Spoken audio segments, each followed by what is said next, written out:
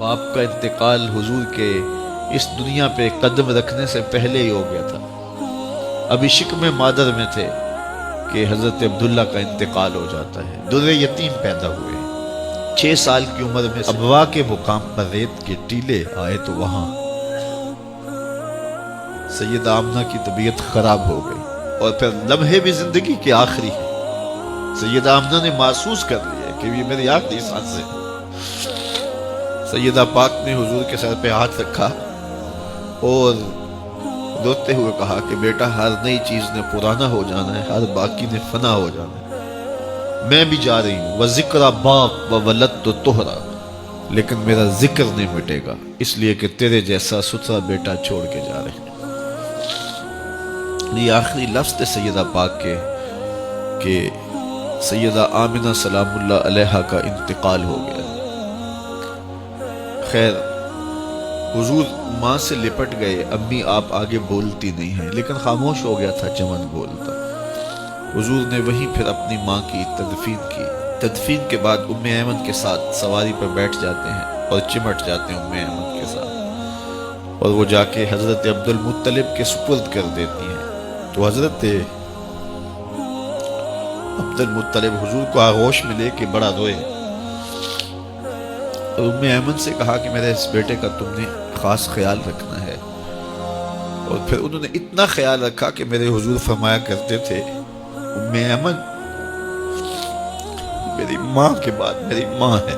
2 سال کے بعد حضرت عبد المطلب کا بھی انتقال ہو گیا۔ ابن حشام کے یہ لفظ سینہ چیرتے ہیں کہ جب امیر قریش کا جنازہ اٹھا تو سارا مکہ جنازے کے لیے امڑ آیا، لیکن لوگوں نے 8 سال کے ایک بچے کو دیکھا جو دیواروں سے لپٹ لپٹ کے رو رہا تھا۔ آج یہ سہارا بچھن گیا تھا۔ پھر چچا کی کفالت میں آئے، پھر ایک وقت آیا کہ وہ بھی اس دنیا کو چھوڑ گئے، اور اسی سال حضور کی اہلیہ کا انتقال بھی ہوا، اور اس سال کا نام عام الحزن، دکھوں کا سال رکھا۔ اہل مکہ نے جو سلوک کیا وہ کسی سے بھی مخفی نہیں ہے۔ پتھر مارے، گڑھے کھودے، کانٹے بچھائے، اجریاں ڈالی، اپنے گھروں کے کوڑے لا کے حضور کے گھر کے سامنے رکھ دیے۔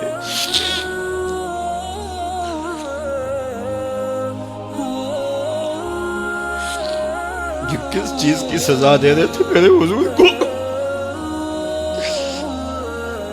میرے حضور علیہ السلام نے پھر طائف کا سفر کیا کہ شاید وہ لوگ میری بات کو سن لیں، لیکن انہوں نے جو دردناک سلوک کیا وہ بھی تاریخ کا ایک انتہائی دردناک باب ہے۔ انہوں نے اوباشوں کے ہاتھوں میں پتھر دیے، اور جس راستے میں میرے حضور نے گزرنا تھا ان کو اس راستے پہ کھڑا کر دیا اور کہا ان پہ سنگ زنی کر، اور وہ آقا کریم پہ پتھر مارتے، حضور کے پاؤں پہ پتھر مارتے۔ آقا کریم علیہ السلام پاؤں اٹھاتے تو وہ دوسرے پاؤں پہ مارتے، پھر حضور شدت درد سے بیٹھ جاتے تو ان کے 2 گھنڈے دائیں بائیں سے آگے بڑھتے اور حضور کو کندھوں سے پکڑ کے اٹھاتے، پھر سنگ باری کرتے۔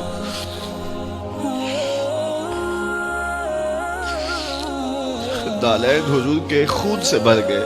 عذاب کے فرشتے حضور کے پاس آئے کہ اگر آپ بد دعا بول دیں تو ابھی ہم ان پہاڑوں کو جوڑ دیتے ہیں اور یہ طائف کے لوگ پس جائیں گے ان پہاڑوں کے درمیان، آسمان سے پتھر اتریں گے، ان کے سر کچل دیے جائیں جنہوں نے آپ کو دکھ دیے۔ اب صحابہ جو ساتھ تھے انہیں بھی شدید آرزو تھی کہ حضور ان کے لیے بد دعا کرے، انہوں نے بڑا دکھ دیا، تو پھر حضور کے ہاتھ اٹھ گئے۔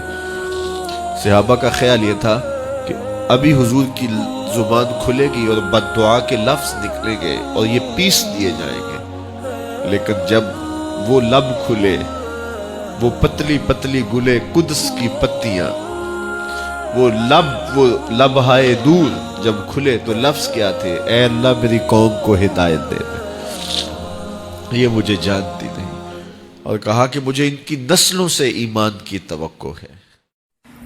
السلام علیکم ناظرین، اگر آپ ہر روز اسلامک ویڈیو دیکھنا چاہتے ہیں تو سورہ کلر کے بٹن پر پریس کریں، اس کے بعد بیل کے آئیکن پر کلک کر دیں تاکہ ہر روز